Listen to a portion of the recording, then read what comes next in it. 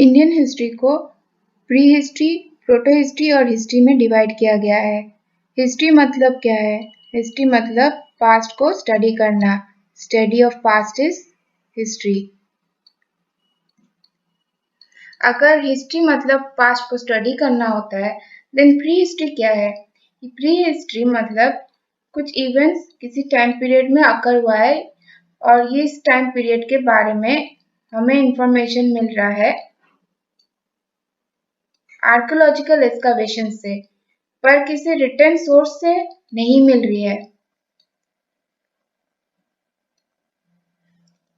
इस pre history के बारे में हमें कोई रिटन रिकॉर्ड्स नहीं मिलती है, कोई रिटन एविडेंसेस नहीं मिलती है। तो फिर हमें इस प्री हिस्ट्री के बारे में कैसे पता चलता है? ये मैं आगे जब पढ़ाऊंगी प्री हिस्ट्री तब समझाऊंगी।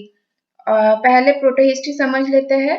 प्रोटो हिस्ट्री में किसी टाइम पीरियड में जो इवेंट्स अकर हुआ है, उस टाइम पीरियड की इंफॉर्मेशन हमें रिटन रिकॉर्ड से मिल रहा है, आर्कियोलॉजिकल एक्सकवेशन से मिल रहा है। पर ये जो रिटन रिकॉर्ड्स है, इसे हम लोग स्टडी नहीं कर पाए हैं, ना ही समझ पाए हैं, डिसाइफर नहीं कर पाए, मतलब कि हम लोग स्टडी नहीं कर पाए, समझ नहीं कर पाए। और हिस्ट्री का मतलब क्या है? ये किसी टाइम पीरियड में जो भी इवेंट्स अकर हुआ है, वो जो इंफॉर्मेशन हमें मिल रहा है वो किसी रिटन सोर्स से मिल रहा है, मतलब रिटन रिकॉर्ड से मिल रहा है, जैसे कि स्क्रिप्ट्स, इंस्क्रिप्शंस, पिलर एडिक्ट्स, यहाँ से मिल रहा है। इंस्क्रिप्शंस के ऊपर जो भी लिखा हुआ रहता है वो हम लोग स्टडी कर पाए, मतलब कि रिटन रिकॉर्ड्स को हम लोग स्टडी कर पाए हैं, डिसाइफर समझ पाए हैं, डिसाइफर कर पाए हैं। ठीक है, फिर हम लोग प्री हिस्ट्री समझते हैं। प्री हिस्ट्री अभी मैंने समझाया कि ये वो सारे इवेंट्स है जिसका कि इंफॉर्मेशन हमें मिलती तो है पर किसी रिटन सोर्स से नहीं मिलती है। Events that occur before the invention of writing, writing invent होने से पहले जो भी इवेंट्स अकर हुआ है वो है प्री हिस्ट्री। फिर आते हैं second point, information based on archaeological excavation. अगर कोई रिटन सोर्स ही नहीं है तो हमें कहाँ से इंफॉर्मेशन मिल रहा है? आर्कियोलॉजिकल एक्सकवेशन से। आर्कियोलॉजिस्ट ने जो भी एक्सकवेट करके मिला है उन लोगों को, वहां से हमें इंफॉर्मेशन मिल रहा है, जैसे कि स्टोन टूल्स मिला है, पॉटरी मतलब पॉट्स मिला है, आर्टिफैक्ट्स, मेटल इम्प्लीमेंट्स जो वो लोग यूज करते थे, वहां से हमें इंफॉर्मेशन मिलता है। फिर बेस्ड ऑन टूल्स, टूल्स के आधार पर, नेचर ऑफ टूल्स के आधार पर हमें इस पीरियड को स्टोन एजेस में या पीरियड्स में डिवाइड किया गया है। और प्री हिस्ट्री को स्टोन एज क्यों कह रहा है? क्योंकि इस टाइम के जो लोग थे, ये लोग स्टोन्स को यूज करते थे, पत्थर को यूज करते थे एज अ टूल्स। ठीक है, इसीलिए ये इस पीरियड को स्टोन एज भी कहा जाता है। और इस पीरियड को, प्री हिस्ट्री को 3 भागों में भाग किया गया है। पहला है पैलोलिथिक, मतलब कि जो सबसे पुराना है वो ओल्ड स्टोन एज, जिसे कि ओल्ड स्टोन एज भी कहते हैं पैलोलिथिक को। फिर आता है मेसोलिथिक, मेसोलिथिक मतलब मिडिल स्टोन एज। फिर आता है Neolithic, new stone age. Mesolithic को ट्रांजिशन फेज भी कहते हैं। क्यों? क्योंकि ये जब पैलियोलिथिक से नियोलिथिक जा रहा था तो मेसोलिथिक आते हैं। ठीक है, ये बाद में मैं समझाऊंगी मेसोलिथिक और नियोलिथिक, पहले पैलियोलिथिक समझ लेते हैं। पैलियोलिथिक एज, जिसे कि हम लोग ओल्ड स्टोन एज भी कहते हैं। पहले ये वर्ड जो पैलियोलिथिक है इसको समझ लेते हैं। पैलियो वर्ड का मतलब क्या है? अगर आप फर्स्ट बॉक्स देखेंगे तो पैलियो वर्ड का मतलब होता है ओल्ड एंड लिथिक वर्ड का मतलब होता है स्टोन, इसीलिए पैलियोलिथिक एज को ओल्ड स्टोन एज भी कहते हैं। और ये किस पीरियड में हो रहा था? प्लीस्टोसिन पीरियड में पैलियोलिथिक एज दिखेगा। ठीक है, और प्लीस्टोसिन पीरियड को आइस एज भी कहते हैं। इस टाइम पे अर्थ बहुत ठंडा हुआ करता था। ठीक है, और इस टाइम के जो ह्यूमंस थे, इन्हें हाउस बिल्डिंग का कोई नॉलेज नहीं था, पॉटरी मेकिंग का कोई नॉलेज नहीं था, और इन लोगों को बस हंटिंग एंड फूड गैदरिंग आता था, इसलिए hunting and food gathering culture था। और इन्हें कोई नॉलेज नहीं था मेटल्स के बारे में, ये लोग बस स्टोन्स को एज अ टूल्स यूज करते थे। इनको पैलियोलिथिक एज के ह्यूमंस को क्वार्टजाइट मैन भी कहा जाता था। क्यों? क्योंकि ये लोग जो स्टोन टूल्स यूज करते थे वो एक रॉक से बना हुआ होता था और उस रॉक का नाम क्या था? क्वार्ट्जाइट। ठीक है, इसीलिए क्वार्ट्जाइट मैन कहते हैं। और आगे ये जो ह्यूमंस थे, पैलोलिथिक एज के ह्यूमंस, इन्हें एग्रीकल्चर का कोई पता नहीं था, कोई नॉलेज नहीं था, डोमेस्टिकेशन नहीं करते थे, कोई नॉलेज नहीं था डोमेस्टिकेशन ऑफ एनिमल्स के बारे में। बट लेटेस्ट टीचर्स में एग्रीकल्चर और डोमेस्टिकेशन ये सब होने लगा। ये लोग जब हम लोग लोअर पैलोलिथिक, मिडिल पैलोलिथिक, अपर पैलोलिथिक पढ़ेंगे तब हमें पता चलेगा। ठीक है, पैलोलिथिक एज को थ्री पार्ट्स में डिवाइड किया गया है। एक है लोअर पैलोलिथिक या फिर इसे हम लोग अर्ली पैलोलिथिक एज भी कहते हैं, फिर है मिडिल पैलोलिथिक और एक है थर्ड जो है वो है अपर पैलोलिथिक, जो कि लेटेस्ट स्टेज में दिखेगा पैलोलिथिक एज के। लोअर पैलोलिथिक एज, जिसे कि हम लोग अर्ली ओल्ड स्टोन एज भी कहते हैं, इस टाइम के जो ह्यूमंस थे ये लोग hunting and food gathering culture के थे। और ये लोग किस तरह के स्टोन टूल्स यूज करते थे? Hand axes, cleavers and choppers.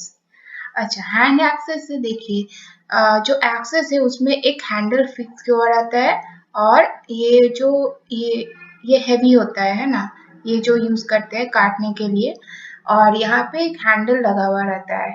ठीक है, पर उस टाइम के लोग ये जो हैंडल था ये नहीं था उस टाइम पे, तो वो लोग एक हैंड यूज करते थे इसके बदले। मतलब ये जो पत्थर था अगर इसको कट करेंगे, शार्प करेंगे, तो इसका एजेस को शार्प करते करते ये ऐसा हो जाता था। ठीक है, हाँ, ये एजेस शार्प होता था और ये जो इस तरफ था, इस तरफ से ये लोग हाथ से इसको पकड़ के इस्तेमाल करते थे। डिगिंग के लिए, चॉपिंग के लिए ये लोग ये सब यूज करते थे।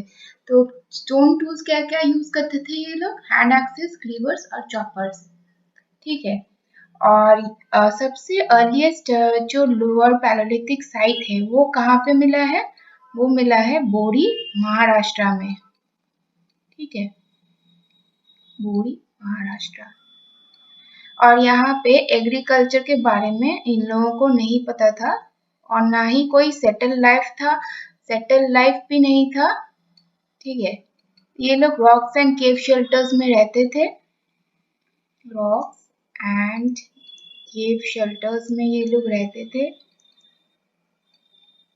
ठीक है, और कुछ लोकेशंस जहाँ पे लोअर पैलोलिथिक साइट्स मिलता है वो है सोन रिवर वैली, जो कि पाकिस्तान में है। पाकिस्तान में एक जगह है, एक रीजन है, पंजाब रीजन में ये मिलेगा।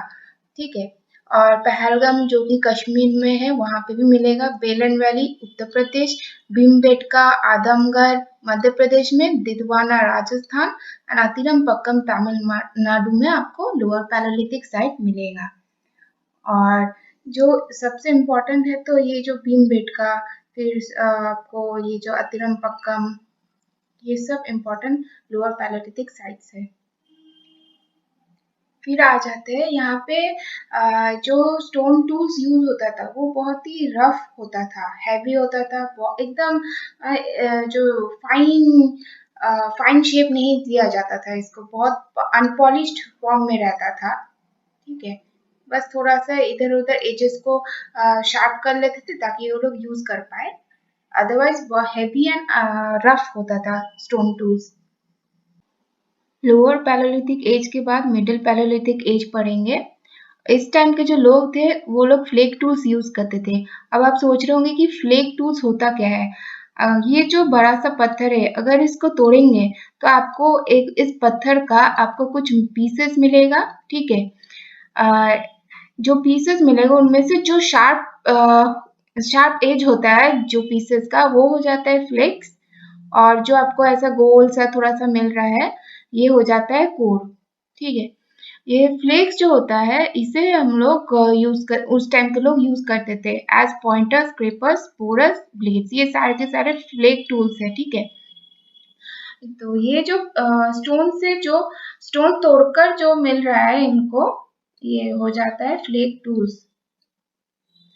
और एक एग्जाम्पल ले सकते हैं जैसे कि फिटकरी, इरेगुलर शेप का अगर कोई फिट करे आपको आप लेना और उसको तोड़ना, तो तोड़ने के बाद आपको कुछ शार्प छोटे छोटे शार्प एजेस वाला फ्लेक्स मिलेगा और एक थोड़ा सा मोटा सा ऐसा एक मिलेगा।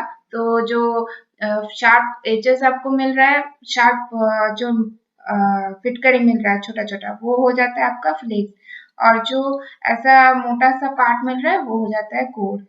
तो ये फ्लेक्स थोड़ा सा शार्पेंड होता था, इसलिए ये फ्लेक टूल्स यूज करते थे as pointers, scrapers, borers and blades. और जो मिडिल पैलेयोलिथिक एज था, इस टाइम के जो ये स्टोन टूल्स था ये थोड़ा स्मॉलर साइज का था compare to lower palaeolithic age के पीपल जो स्टोन्स यूज करते थे उससे तो कम ही था, थोड़ा छोटा था साइज में, और लाइट वेट भी था stone tools compare to lower palaeolithic age. Middle palaeolithic age में स्टोन टूल्स लाइट वेट हुआ करता है था। और आपको कुछ लोकेशंस में याद रखना होगा मिडिल पैलेयोलिथिक एज, अगर आप बार बार रीडिंग करोगे तो ये लोकेशंस आपको याद हो जाएगा। लोकेशंस जैसे कि Narmada and Tungabhadra river valleys, Bhimbetka Madhya Pradesh, और एक जगह लूनी जो कि राजस्थान में है। ठीक है, यहाँ पे मिडिल पैलेयोलिथिक साइट्स मिला है। और एक है बेलन वैली उत्तर प्रदेश में, बेलन वैली उत्तर प्रदेश, यहाँ पे भी आपको मिडिल पैलेयोलिथिक साइट्स मिला है।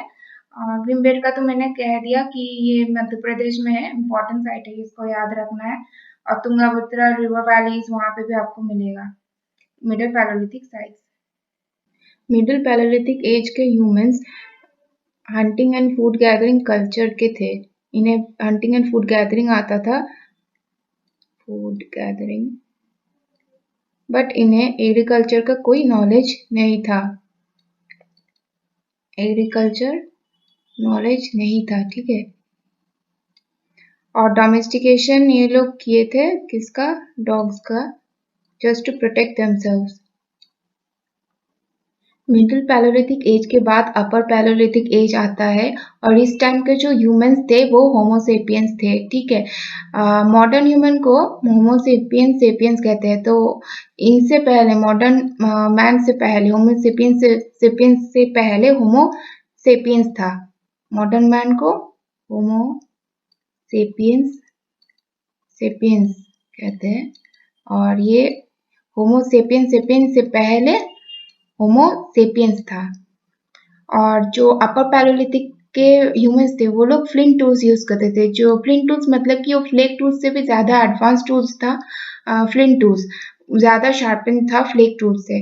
और जो फ्लिंट टूल्स क्या क्या है, blades, scrapers, burins, bone tools like harpoons. ये थोड़ा आप ये टर्म्स गूगल कर लीजिएगा, आपको अगर पिक्चर्स दिखेगा तो ज्यादा याद रहेगा। और अपर पैलेयोलिथिक एज में क्या हो रहा था, अर्थ थोड़ा थोड़ा वार्म हो रहा था, ठंडा से थोड़ा सा वार्म हो रहा था। तो यहाँ पे कुछ साइट्स, अपर पैलेयोलिथिक साइट्स के बारे में पढ़ लेते हैं। कहाँ पे आपको बोन टूल्स मिलेगा, कुर्नूल में, मच्छतला चिंतामणि गावी जो कि आंध्र प्रदेश में है, जोगीमारा केव्स मध्य प्रदेश में, और केव रॉक शेल्टर्स आपको भीमबेटका में दिखेगा जो कि मध्य प्रदेश में है, एंड छोटा नागपुर प्लेटू में भी आपको अपर पैलेयोलिथिक साइट्स दिखाई देगा।